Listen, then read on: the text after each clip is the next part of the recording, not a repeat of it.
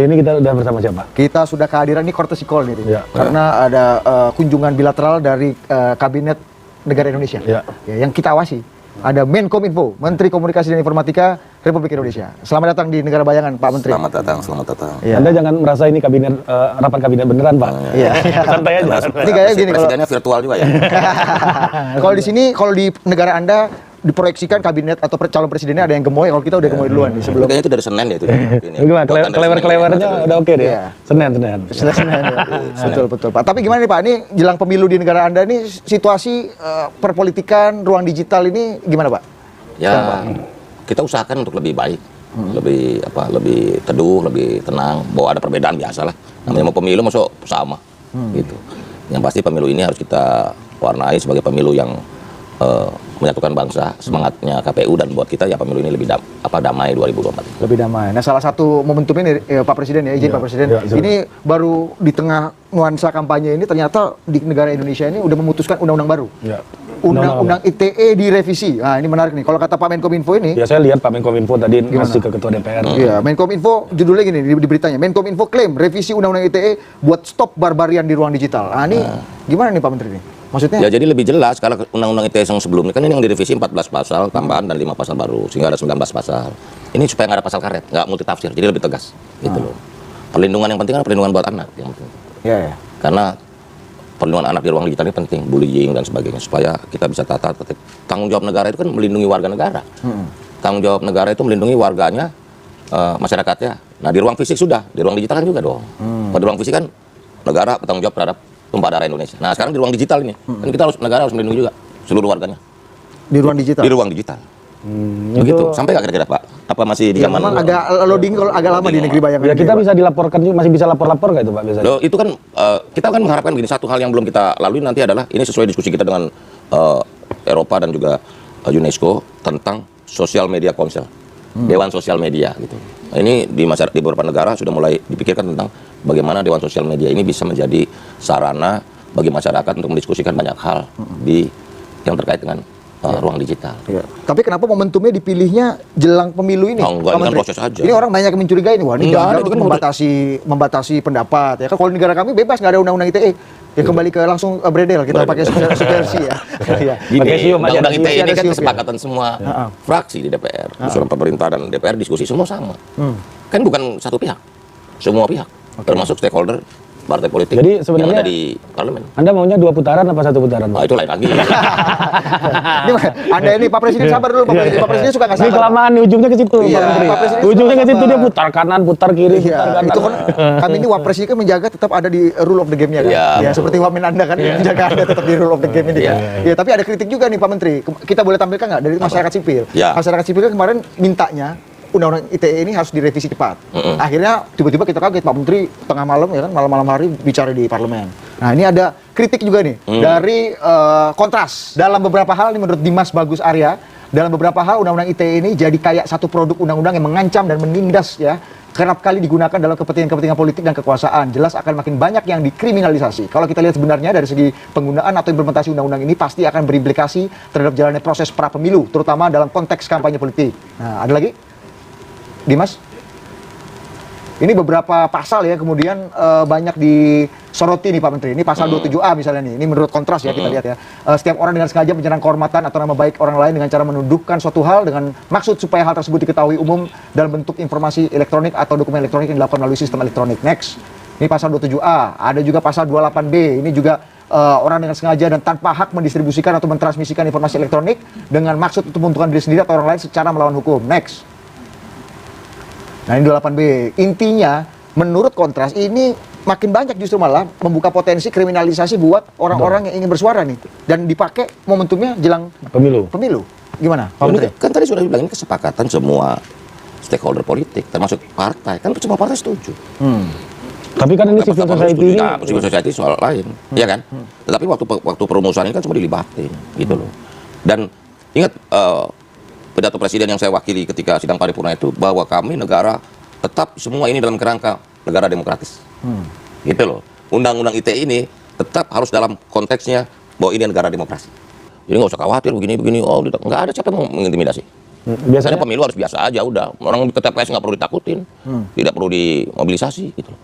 tapi kan udah banyak info-info yang Ya, memperlihatkan. itu kan info-info yang kamu dapat. Kalau yang saya dapat sih ada. Ini Ini dari intelijen kita nih, Pak. Nah, intelijennya berarti perlu diganti tuh. Oh, intelijen di Di negara bayang negara perlu diganti. Anda. Iya, iya. Negara Negara Bapak Anda. masih bagus ya? Karena negara Anda pakai sajen mungkin. Nggak pakai sains. Negara Bapak pakai Oh, kita harus pakai sains dong. intelijennya masih oke. Sesuatu harus pakai sains, sesuatu harus dianalisa dengan baik, dengan rasa-rasanya. Bener Pak, bahwa kata Bapak tuh mendengar aspirasi itu kayaknya satu putaran aja nih Pak. Bener, suara-suara intelijen ke kuping Bapak nih suaranya begitu Pak. Penciumannya begitu. Frekuensinya begitu. Itu data sur apa? Enggak perasaan survei, aja Pak? perasaan. Kan boleh berperasaan. Politik tetap boleh pakai perasaan walaupun perasaan untuk hal yang lain gitu loh. Iya. Begitu. Ya, tapi Kan rasa-rasanya nih. Tadi Anda ngomongnya saya, sekarang rasa-rasanya. Ya bukan.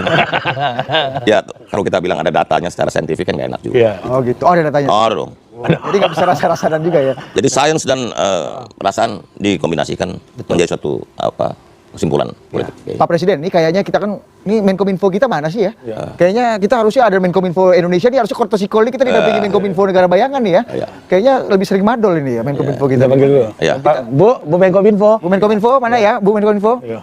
Oh ini dia. Adik.